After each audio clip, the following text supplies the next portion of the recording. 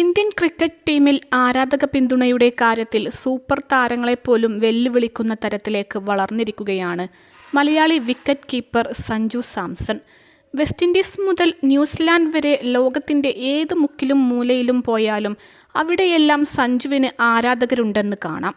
തനിക്ക് ലഭിക്കുന്ന ആരാധകരുടെ സ്നേഹത്തിലും പിന്തുണയിലും അദ്ദേഹം അടുത്തിടെ വലിയ ആശ്ചര്യവും പ്രകടിപ്പിച്ചിരുന്നു. സഞ്ജുവിൻ്റെ വ്യക്തിജീവിതത്തിലേക്ക് വന്നാൽ കാറുകളോട് വലിയ പ്രിയമുള്ള വ്യക്തി കൂടിയാണ് അദ്ദേഹം. ആഡംബര കാറുകളുടെ മികച്ചൊരു കളക്ഷൻ തന്നെ സഞ്ജുവിനുണ്ടെന്ന് കാണാം. IPL രാജസ്ഥാൻ റോയൽസിൻ്റെ ക്യാപ്റ്റൻസി ലഭിച്ചത് മുതൽ അദ്ദേഹത്തിൻ്റെ വരുമാനത്തിലും വലിയ വർധനയാണ് ഉണ്ടായിരിക്കുന്നത്. ഇത് സഞ്ജുവിൻ്റെ സാമ്പത്തിക ശേഷിയും ഏറെ വർദ്ധിപ്പിക്കുകയും ചെയ്തിട്ടുണ്ട്. ആരും കൊതിക്കുന്ന ആഡംബര കാറുകളുടെ ശേഖരം സഞ്ജുവിനുണ്ട്. ഇവ ഏതൊക്കെയാണെന്ന് നമുക്ക് പരിശോധിക്കാം. അദ്ദേഹത്തിൻ്റെ കൈവശമുള്ള ഒരു കാർ മെഴ്സിഡസ് ബെൻസിൻ്റെ C-ക്ലാസ് മോഡലാണ്. ഏകദേശം 40 ലക്ഷത്തോളം രൂപ വിലമതിക്കുന്ന കാറാണിത്. സഞ്ജുവിൻ്റെ പക്കലുള്ള അടുത്ത ആഡംബര കാർ BMWവിൻ്റെയാണ്. BMWവിൻ്റെ 5 സീരീസിൽ ഉൾപ്പെടുന്ന കിടിലൻ കാറാണ് സഞ്ജുവിന് സ്വന്തമായുള്ളത്. ബെൻസ്, BMW എന്നിവ മാത്രമല്ല, ഔഡിയുടെ ആഡംബര കാറും സഞ്ജുവിൻ്റെ കൈവശമുണ്ട്. 66 ലക്ഷം രൂപ വിലമതിക്കുന്ന Audi R എന്ന കാറിൻ്റെ അവകാശിയാണ് അദ്ദേഹം. ഇനി സഞ്ജുവിൻ്റെ കൈവശമുള്ള ഏറ്റവും വിലയേറിയ കാറിലേക്ക് വരാം. 1.8 കോടി രൂപയോളം വിലയുള്ള റേഞ്ച് റോവർ സ്പോർട്ടാണ് അദ്ദേഹത്തിന് സ്വന്തമായുള്ള ഏറ്റവും വിലയേറിയ കാറ്.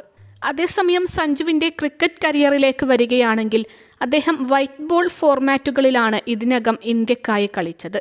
ഇപ്പോൾ ടീമിൽ സ്ഥാനമുറപ്പിച്ച പലരെക്കാളും നേരത്തെ 2015 അന്താരാഷ്ട്ര ക്രിക്കറ്റിൽ അരങ്ങേറിയ താരമാണ് അദ്ദേഹം. പക്ഷേ ഇപ്പോഴും ഒരു ഫോർമാറ്റിലും സഞ്ജു ടീമിൽ സ്ഥാനമുറപ്പിച്ചിട്ടില്ല.